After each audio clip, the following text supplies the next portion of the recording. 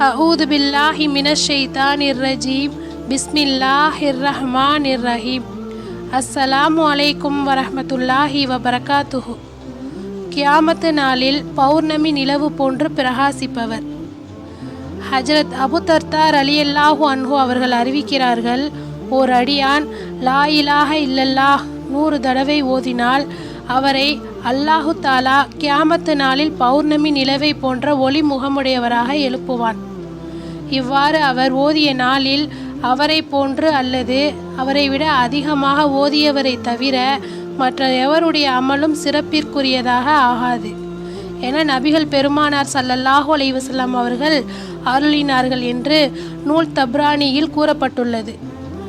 லா இலாஹ இல்லல்லாஹ் கலிமா இதயத்தையும் வதனத்தையும் ஒளிமயமாக்க கூடியதாக இருக்கிறது என்ற கருத்து பல ஆயத்துகளின் மூலம் பல ஹதீஸ்களின் மூலமும் அறிவிக்கப்பட்டுள்ளது. இக்கலிமாவை அதிகமாக ஓதி வரும் பெரியார்களின் முகங்கள் இவ்வுலகிலேயே ஒளியால் இலங்கிக் கொண்டிருப்பதை கண்கூடாக காணலாம்.